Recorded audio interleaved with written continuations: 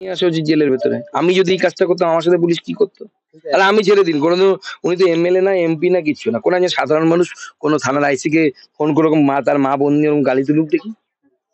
আরে আমার মা বোন নিয়ে তুললে তো আমি গিয়ে বাড়িতে গিয়ে থাপড়ে দিয়ে আসতাম তাকে। আর পুলিশের মা বোনকে নিয়ে এই ধরনের গালি দিচ্ছে, ছেড়ে দেবে? ছেড়ে দেওয়া উচিত? কে পার্টি কার কাছ থেকে ক্ষমা চেয়েছে? এখন তো ক্ষমা চাওয়া।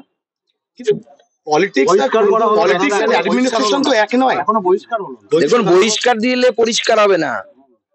পরিষ্কার কথা সত্যি ভাবে বলতে শিখুন। প্রথম কথা হচ্ছে অপরাধ করেছে, সেই অপরাধের জন্য তাকে গ্রেপ্তার করা উচিত। জামিন অযোগ্য ধারায় যদি তার বিরুদ্ধে মামলা রুজু হয়েছে, জামিন অযোগ্য ধারায় হওয়ার পরও সে বেল নিতে পারেননি এখনো বা নেয়নি, তাহলে পরে তাকে যদি গ্রেপ্তার না করা হয় তাহলে তো এটা তো হচ্ছে ইনঅ্যাকশন অফ পুলিশ।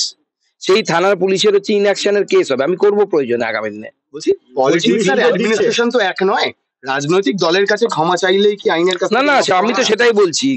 ধরুন আমি একটা অপরাধ করলাম, আপনাকে দুটো ঘুষি মেরে দিলাম বা আপনার পেটে একটা চাকু মেরে দিলাম, আমি যদি আমার পার্টির কাছ থেকে বিজেপির সর্বভারতীয় সভাপতির কাছ থেকে ক্ষমা চেয়ে নি, মাপ হবে? তাই হয় কোন 7 খুন মাপ? আইন আছে তোর দেশে।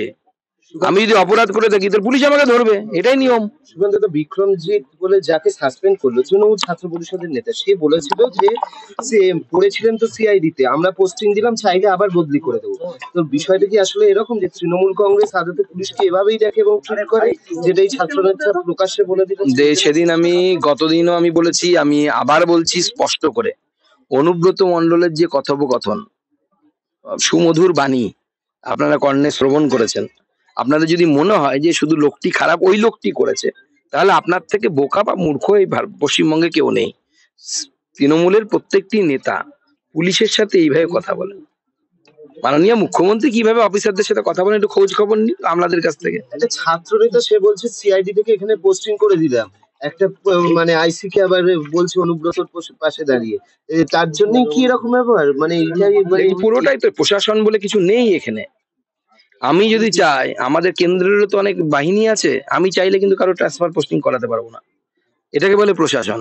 মোদিজি যখন আমরা প্রথম মন্ত্রী হই আমাদেরকে ডেকে বলেছিলেন কোনো ট্রান্সফার এবং কোনো প্রমোশনের সুপারিশ করা যাবে না মন্ত্রী পদে থেকে। প্রশাসন এইভাবে চালাতে হয়। এই এখন ছাত্র নেতা ট্রান্সফার করাচ্ছে পুলিশে, তাহলে এরকমই হবে। এই যে একটা মেয়ে নষ্ট, জীবন শেষ হয়ে গেল, সে পরিবারের ক্ষতি, আর তো কারো ক্ষতি হলো না। এরকমই প্রশাসন পাবেন আপনারা, যে প্রশাসনের আরজিকর হবে, সন্দেশখালি হবে, বা আমাদের এই ছোট্ট পরীর মতো মেয়েটি, সেই মেয়েটি হারিয়ে গেল, সেরকম ঘটনা ঘটবে। পরিবারের দুঃখ, অন্য তো কারো কিছু যাবে না। ধন্যবাদ, চলে যান। আমাদের ভিডিও ভালো লাগলে লাইক এবং শেয়ার করুন, কমেন্ট সেকশনে গিয়ে জানান আপনাদের মতামত। আরও ভিডিও পেতে আমাদের চ্যানেল সাবস্ক্রাইব করুন এবং প্রতি মুহূর্তে খবরের আপডেট পেতে প্রেস করুন বেল আইকন।